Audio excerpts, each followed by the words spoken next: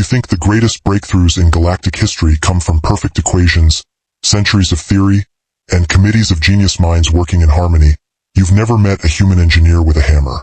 Before we begin, if you love sci-fi stories where humanity accidentally rewrites the laws of the universe, make sure to subscribe and stay until the end, because this one doesn't just bend space, it snaps it in half. The Aurelian cruiser Starfall did not explode when the compression array activated. Folded. Folding is worse than an explosion because explosions are loud and final, but folding is intimate, like the universe leaning in too close and whispering something it was never meant to say. Bulkheads groaned as if the metal itself had developed nerves. Corridor lights flickered from warm amber to a sickly electric blue. Gravity stuttered twice like a skipped heartbeat. And somewhere behind the ship, in a way that no longer made directional sense, both primary engines continued to burn, detached, tumbling through a patch of space the cruiser no longer occupied. Their fusion cores still cycled dutifully for a vessel that had simply left. 14 hours earlier on Deck 11, the water recycler had been emitting a high-pitched shriek, sounding like a small animal reconsidering its life choices. Milo Carter fixed it by kicking the side panel and tightening a valve with a wrench he'd borrowed 3 months ago and never returned. That was the kind of engineer Milo was. His older sister, Milo Carter, served as navigation chief, disciplined, precise, the sort of officer who color-coded star charts and triple-checked every vector before committing fuel to thrust. Their cousin Theo Carter handled communications with a calm, diplomatic tone that earned him respect among Aurelian allies. Milo, on the other hand, had earned his place aboard the Starfall by crawling into a live plasma conduit at 3 a.m. because it was making a funny noise. Captain Aravos had tried to correct what she privately called the Carter methodology. She assigned Milo to formal refresher courses, paired him with senior Aurelian engineers who had refined energy lattice theory over 6,000 years, and handed him manuals thick enough to qualify as structural supports. Milo nodded respectfully, highlighted a few passages, and then returned to the engine room to see what happened if he rerouted a feedback loop through a bypass coil that absolutely was not designed for that purpose. It worked. That was the infuriating part, it kept working. When the Spatial Compression Initiative landed in her command queue, a theoretical project to create a localized fold in spacetime for instantaneous relocation without traditional hyperspace lanes, Captain Voss did what any rational commander would. She assigned her best physicists, gave them a full laboratory bay, and authorized 6 months of controlled experimentation. Aurelians had been modeling compression matrices for generations. No species had ever achieved a stable fold without catastrophic energy rebound. The math was elegant. Simulations were promising. Practical results were non-existent. Milo was not assigned. Milo wandered into the lab because the overhead light in Corridor C was buzzing at a frequency he found personally offensive. He stayed because he noticed something no one else had. A microscopic misalignment between 2 crystalline focusing plates inside the compression housing.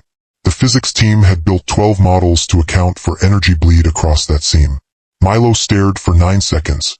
"That's not sitting right," he muttered. From his pocket, he retrieved a small bent titanium fastener he'd been using to keep a vent cover shut. Scrap, officially trash. He wedged it between the plates with his thumb.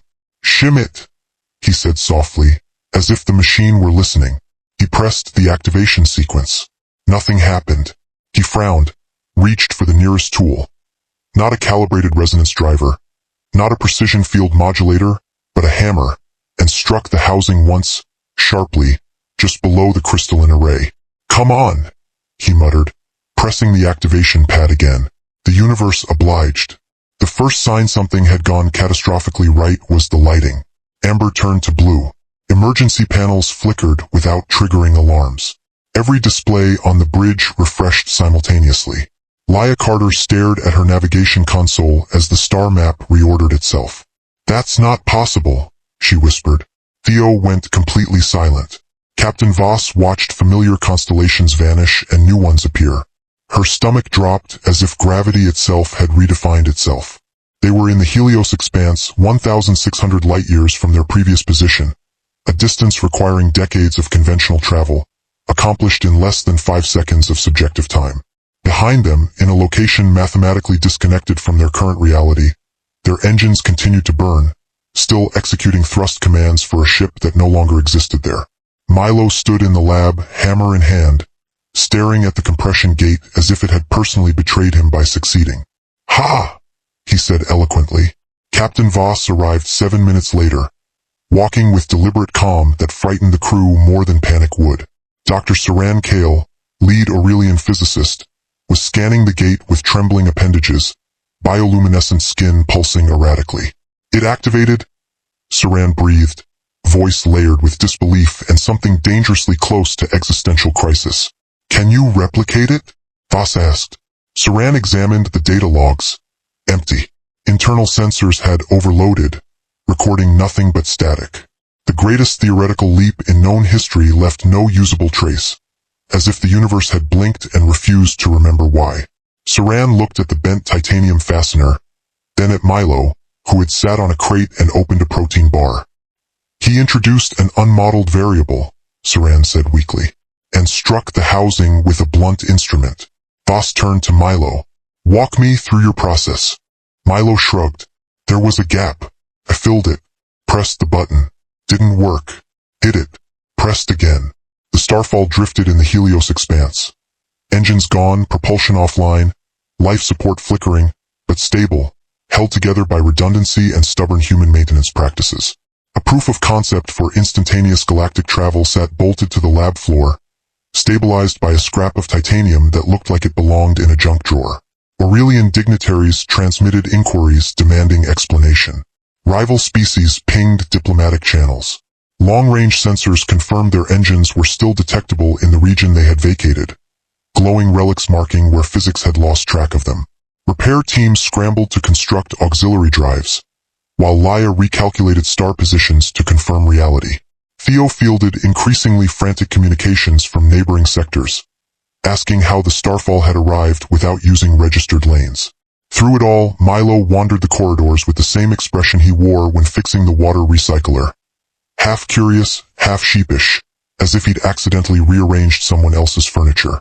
Captain Voss eventually stood alone in the lab, staring at the compression gate, the tiny bent fastener glinting under emergency lighting, at the impossible machine that had rewritten galactic transit, and refused to explain itself. She realized the Aurelians had spent centuries seeking perfection in equations, modeling every fluctuation, eliminating every uncontrolled factor. Milo had looked at a gap and thought, that shouldn't be there. He had not calculated the universe. He had corrected it. The next attempt to replicate the fold was under strict supervision. Every sensor triple redundant, every variable documented, every field aligned to nanoscopic precision. It failed spectacularly.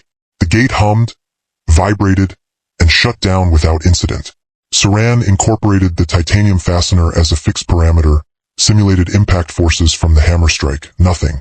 Milo scratched his head. Maybe you're overthinking it, he offered gently. Days later, propulsion was restored through improvised sublight arrays that only a human engineer would consider structurally acceptable. The Starfall returned conventionally to Aurelian space, carrying the most frustrating artifact in modern science. A bent piece of titanium, officially labeled in records as Carter Shim.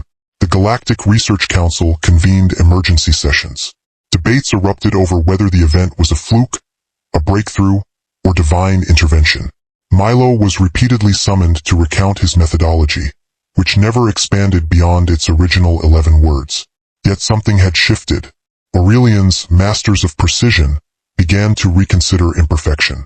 Other species started assigning human engineers to projects previously deemed too volatile. The Carter Shim was studied like a holy relic, yet remained what it had always been. A scrap of metal filling a gap. On the observation deck months later, Captain Voss stood beside Milo, watching stars drift past. Do you understand what you did? She asked quietly. Milo leaned against the railing, hands in pockets. Fixed a gap, he replied. She laughed softly, shaking her head.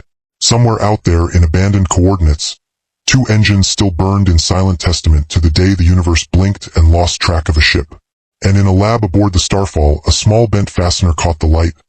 Absurd and profound proof that sometimes the greatest discoveries don't come from perfect equations, but from someone willing to look at the impossible, shove something into the gap, hit it with a hammer and see what happens. Please follow my channel for more videos. One click from you can change my life.